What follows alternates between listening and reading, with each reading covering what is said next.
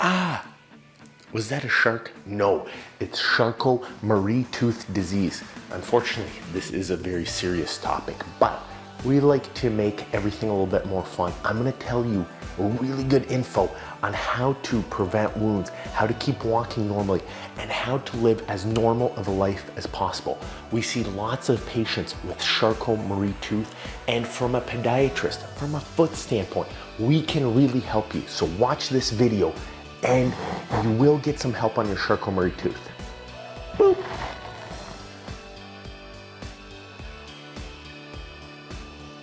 Disclaimer, we can't actually give advice online, so don't listen to anything we ever say.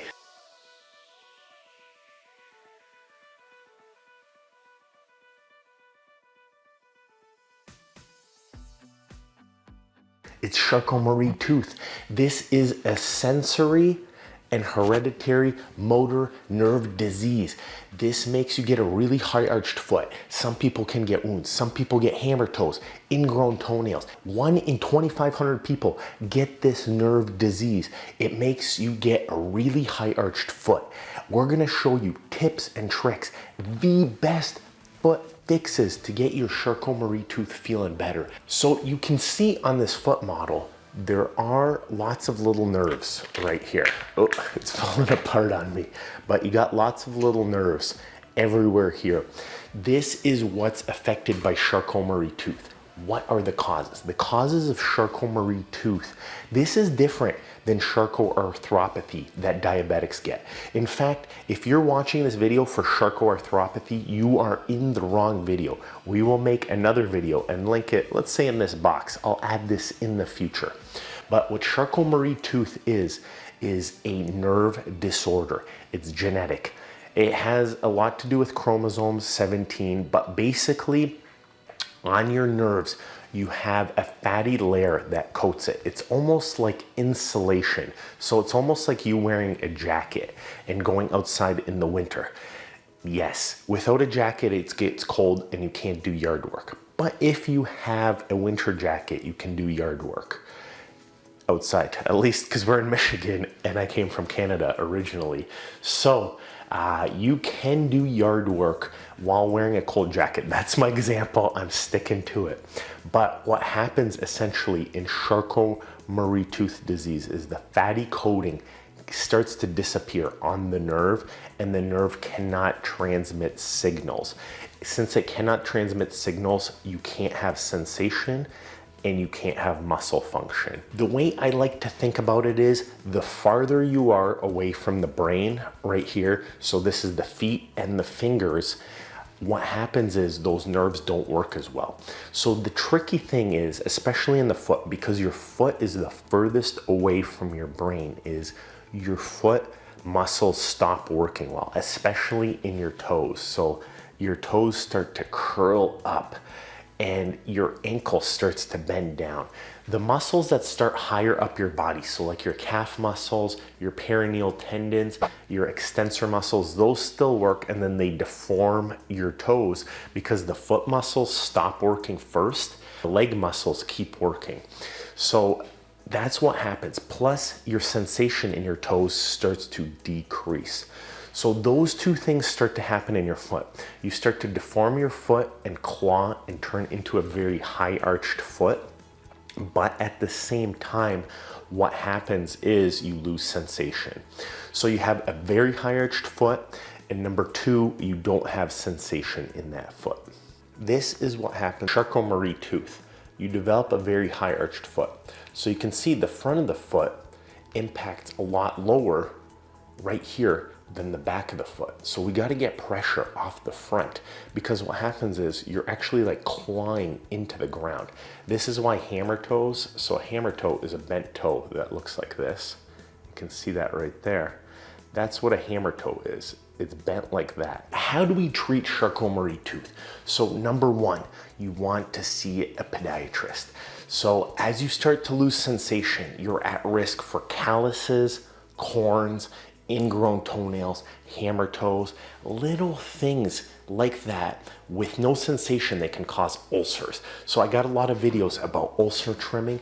You don't want to develop an ulcer and develop foot problems that could lead to infections, to wounds. This is probably the number one reason we see patients with Charcot-Marie-Tooth. Be aware that things should hurt more than they actually hurt. So you're not a superhero. You're not a superwoman or a superman. Your sensation can, even though you don't feel it, your feet can cause you problems. So let us get rid of those corns. Let us get rid of those calluses. It's a 5-minute appointment. It's covered. This type of stuff prevents huge problems down the line. Number 2, what you want to do is get yourself an insert into your shoe. So what happens is you got to get cushion off with an insert. So too much pressure right here, too much pressure right here, not enough pressure in the middle, because you're kind of doing one of these bent middle foot.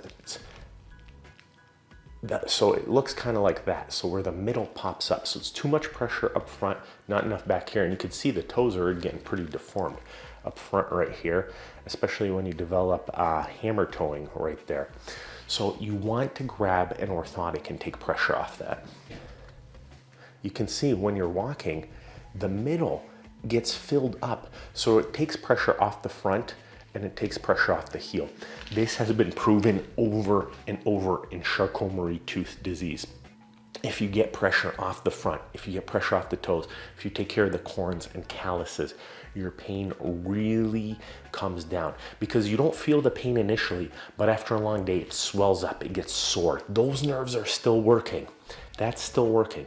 So number 1 is get a good over-the-counter orthotic. Those are linked in the show notes, or you can get one from your podiatrist. Number 2 mistake I see with people who have Charcot-Marie-Tooth disease are, you got to get good shoes. It's not enough to wear flats or high heel shoes. Even though you're not feeling, don't get those shoes that have very little support. Your feet will swell. Then you'll feel it later. That's why people with Charcot-Marie-Tooth go to bed and they have aching, throbbing feet at the end of the day. Don't let that happen to you. So get yourself a good pair of shoes. What makes a good pair of shoes? Number 1, it should fit an orthotic. So you can see,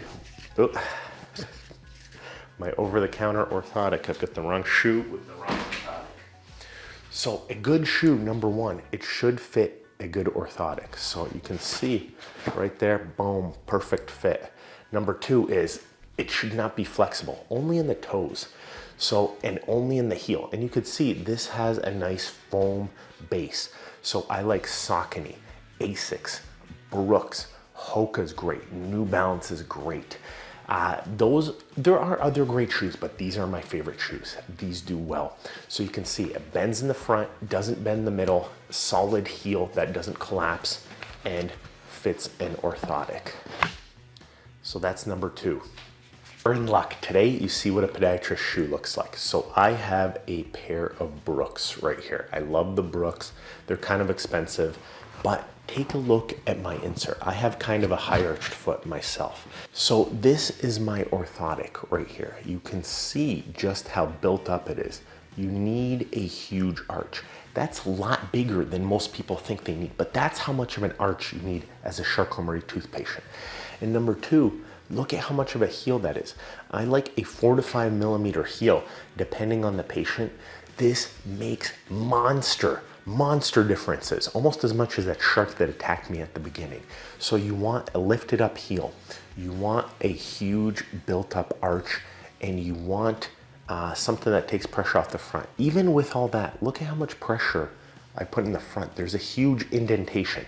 As a Charcot-Marie-Tooth patient, you are not feeling that, and you're putting so much pressure up there.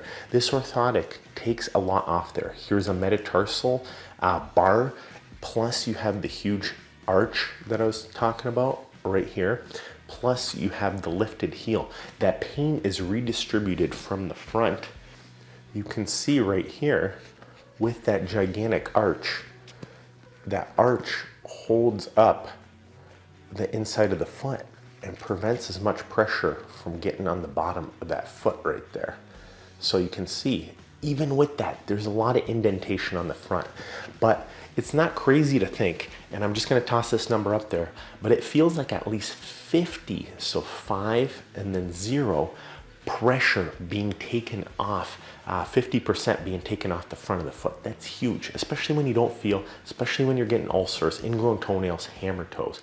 So you want to take that much pressure off. So ideally, I don't say this a lot, but as a Charcot-Marie Tooth patient, it makes sense to get a well-padded, very high arch, very offloading orthotic. So over-the-counter orthotics are a great start, but as a Charcot-Marie Tooth patient, you want to get something custom. So get a great insert, put it in a great shoe, and see your podiatrist for clippings, trimmings.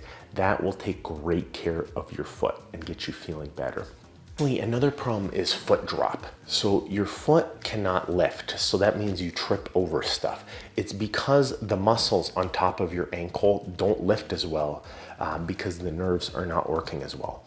This is where ankle braces come in handy. So number one, lace up AFO. So ankle, foot, orthoses. That means AFO. On Amazon, they're very cheap, very cost effective. Those are a great first start. They prevent your foot from sagging quite as much and they give you more strength. Another thing they do is they help with balance. So as they hold onto your ankle up here, that's muscles and nerves that do function well. So they can sense if your ankle's twisting or wobbly. So they've done studies. People who wear lace-up ankle braces, they can stand on one foot 2 or 3 times as long. So there is some great studies showing how effective ankle braces are. If those don't work, you see people with the hard, rigid braces. This is where you want to see your podiatrist or your prosthetist. A prosthetist can do a great job at this point, getting your foot put together and held up. So you want to get the good inserts, the good shoes, see your podiatrist for nail trimmings, calluses, corns, diagnoses, and you want to see your prosthetist and podiatrist to get an ankle brace for an AFO. Realistically, here's the great news. There are no known signs of severely decreased lifespan. We have a lot of older patients with Charcot-Marie Tooth disease.